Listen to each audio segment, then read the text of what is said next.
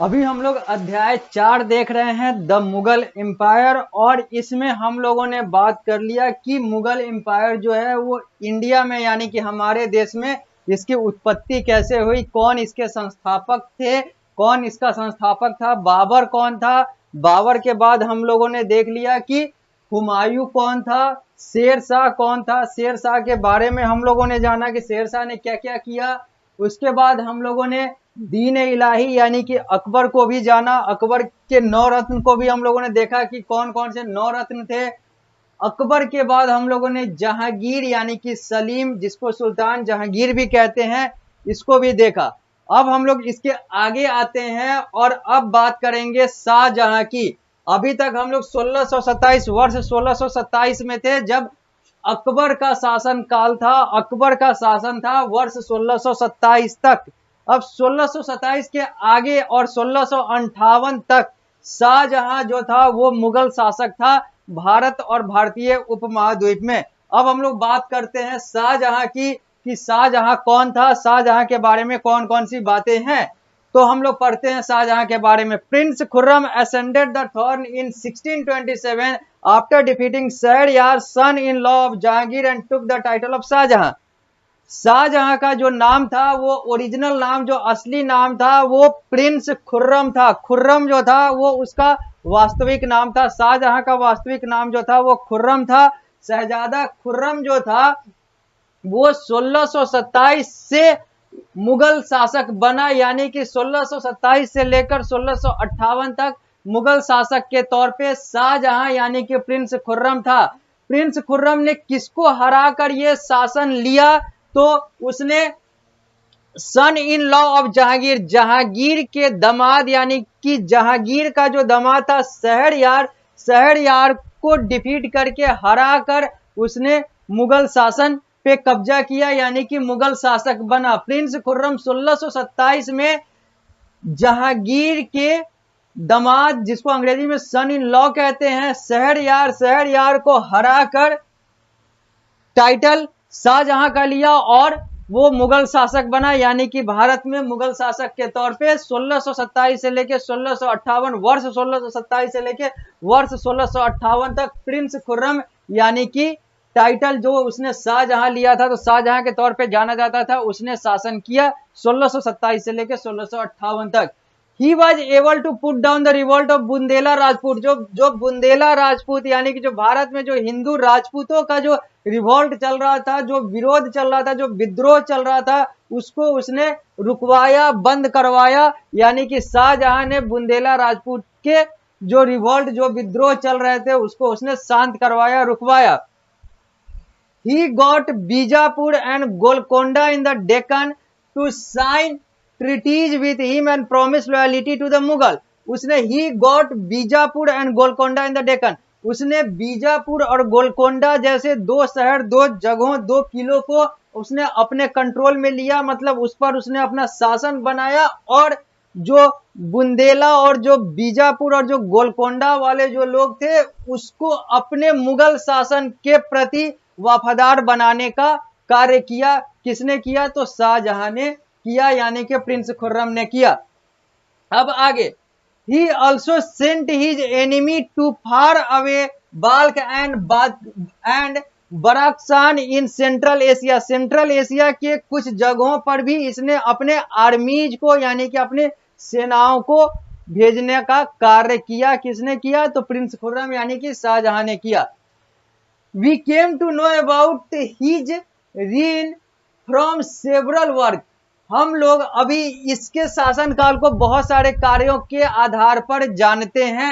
हम लोग अभी पढ़ रहे हैं पारस प्रकाशन के पुस्तक के अकॉर्डिंग, जो पेज नंबर 82 पर लिखा हुआ है, और इसके आगे हम लोग बढ़ेंगे, जो आप लोग स्मार्ट बोर्ड पर देख रहे हैं, और ये आप लोग अपने पुस्तक पारस प्रकाशन में भी देख सकते हैं। तो हम लोग इस प्रिंस खुर्रम यानी कि शाहजहां के शासन को अलग अलग कार्यों के अनुसार जानते हैं। सम ऑफ देम वेयर बादशाहनामा एंड शाहजहांनामा। शाहजहांनामा और बादशाहनामा टाइप के कुछ जो कार्य हैं जो शाहजहां के शासन काल से ताल्लुक रखते हैं, शाहजहां के शासन काल से जुड़ते हैं। तो आगे बढ़ते हैं। Foreign traveller missionaries and merchants also visited India at that time, यानी कि शाहजहां के शासनकाल 1627 से लेकर 1658 में भारत में विदेशी ट्रेवलर, विदेशी यात्रीज और मिशनरीज, यानी कि जो ईसाई मिशनरीज होते हैं, जो ईसाई लोग होते हैं, वो लोग भी भारत में विजिट करते गए। यानी कि शाहजहां के शासनकाल में ये लोग भारत आते थे घूमने के लिए और अलग अलग कार्य के लिए। मर्चेंट वगैरह जो थे ये लोग भारत आते थे अपने घूमने के लिए और अलग अलग कार्यों के लिए। The most well known are Borner travel in the Mughal Empire, travel in India by and की Astoria.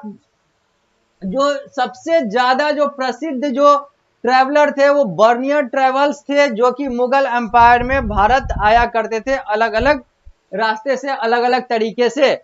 Shahjahan was a firm and a capable ruler, लिखा हुआ है कि शाहजहां जो था वो एक सक्षम शासक था, एक अच्छा शासक था, एक बेहतरीन शासक था।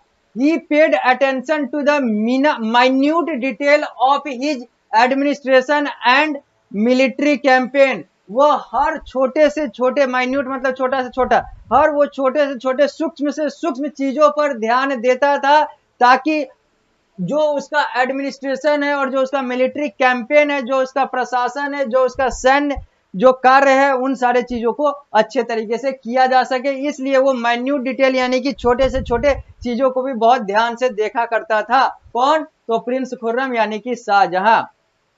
आगे, इन द मुगल डायनेस्टी यानी कि मुगल शासनकाल में, मुगल साम्राज्य में, there was no clear law of succession, वहां पर कोई उत्तराधिकार का कोई एक खास लॉ, कोई खास नियम नहीं था कि ये उत्तराधिकारी बनेगा, इसके जाने के बाद ये उत्तराधिकारी बनेगा। Even before Shahjahan died, Shahjahan के मरने से पहले, a fight broke out between his four son Dara, Shuja, Murad and Aurangzeb.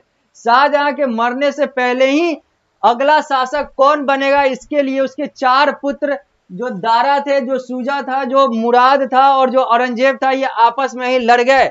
यानी कि अभी शाहजहां का शासन चल ही रहा था, अगला अभी अपना पद छोड़ा भी नहीं था या फिर मरा भी नहीं था, तब तक इसके चारों पुत्र जो थे, चारों बेटे जो थे, वो आपस में लड़ने लगे कि अगला उत्तराधिकारी मैं बनूंगा।